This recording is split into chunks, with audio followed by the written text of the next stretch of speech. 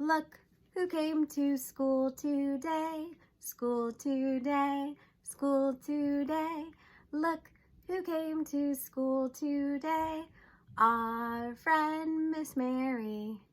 Hi everybody. Today I'm coming to you live from my daughter Haley's room. So we also have some other friends at school today, like that big unicorn back there. I think there's a glow-in-the-dark turtle. I even see Poppy back there. But this week, I have a special story to share with all these friends and you. It is called Charlotte the Scientist Finds a Cure. I love this book because a lot of the things that are happening in the story to Charlotte and her forest friends, a lot of the things are happening to us right here, right now. So as we read the story, I want you to look for some things that might be familiar to you.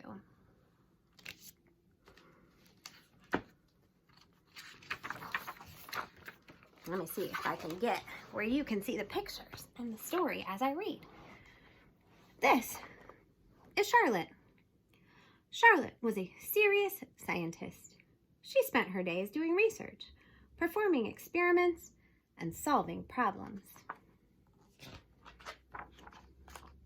Charlotte lived in the forest with her bunny-sized family, which was bigger and better than ever because Grandpa had moved in.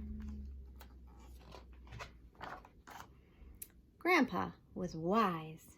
He had many awards, and when he spoke, everyone paid attention. Every day, Grandpa visited Charlotte in her lab. He watched her doing research, performing experiments, and solving problems. Every day, Grandpa said, "Charlotte, you are going to make a real difference in the world." Charlotte paid attention. One day, Grandpa didn't come to the lab. He was sick. And Grandpa wasn't the only one. A mysterious malady had infected the animals of the forest. Charlotte wanted to help. Maybe this was her chance to make a difference. She swapped her magnifying glass for a stethoscope, her protective glasses for a mask and gloves, and got to work. It was time for some serious medical science. Charlotte would find a cure. First, she collected a complete medical history on each patient. Next, she gave a thorough physical exam. Patient privacy was a top priority. Then she gathered specimens, but her results were inconclusive. Charlotte was stumped.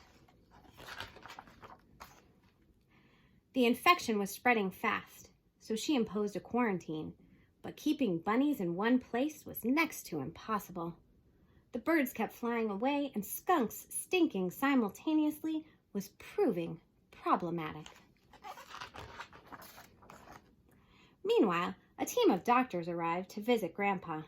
Charlotte was eager to share her research and work with them to find a cure, but instead, they ignored her. Run along, little one. This is grown-up work.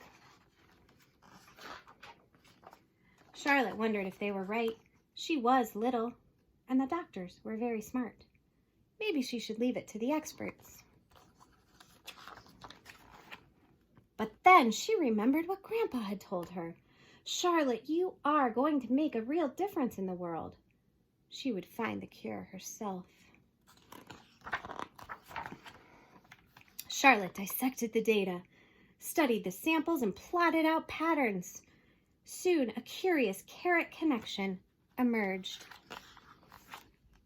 Everyone who was sick had been eating carrots. In fact, the carrots hadn't looked right for quite some time. Charlotte formed a hypothesis. If everyone who was sick had been eating carrots, then the carrots were what was making everyone sick. Charlotte consulted the comprehensive compendium of carrot conditions. It could only be one thing: funky forest fungi. After careful consideration, Charlotte came up with a second hypothesis. If eating the infected carrots was making everyone sick, then stopping contaminated carrot consumption could be the cure. Stop! Do not eat the carrots! Charlotte went back to work. The carrots needed to be cured, so she created a customized carrot corrective. Charlotte thought a few sprays a day should do the trick. It worked. But Charlotte didn't stop there. She conducted a clinical trial to see if eating cured carrots could mend the malady. It did. Charlotte realized she didn't need to be the oldest or the smartest. She had stopped the sickness, cured the carrots, and saved the forest. Charlotte had made a difference. And best of all was the difference in how she saw herself.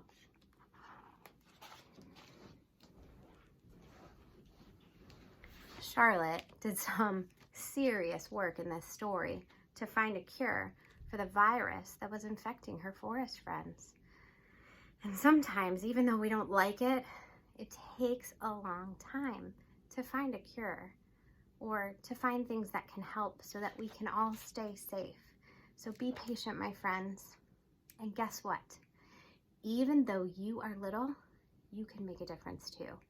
And one way that you can make a difference right in your own home is to say some prayers for the people out there who are working to find a cure.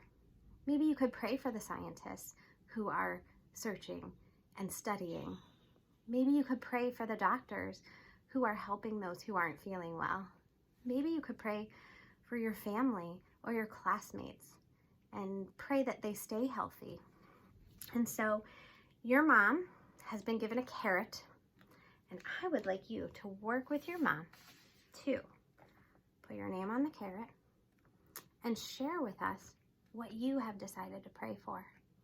Guess what I have decided to pray for? You. I am praying for Ellie and Evan and Giada and Logan and Reese and Remy and Violet.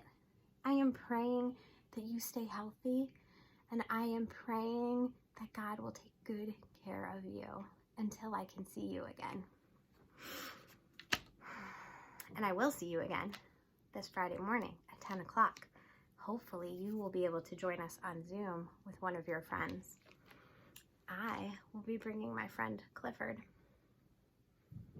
And I am very lucky because Clifford wants to go grocery shopping. And Clifford also wants to go and help some of his doctor friends take care of those who are sick. But Clifford right now is very, very healthy. And I'm worried about him going out and about because I don't want him to get sick. So what I'm going to do is dress Clifford so that he stays safe when he goes out and about. So when you go out and about, you might see some of these things too. And I don't want you to be afraid of them. I want you to know that those things are keeping you safe.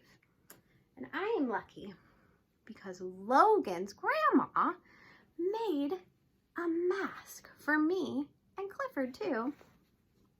And this mask is gonna go on Clifford so that he can go out to the grocery store and he can go to the hospital and he can go help his doctor friends, slip it behind his ears, and it covers his nose and his mouth so that he won't get that virus that's out there and he will stay safe. So if you have things to dress your friends with to keep them safe, that would be great.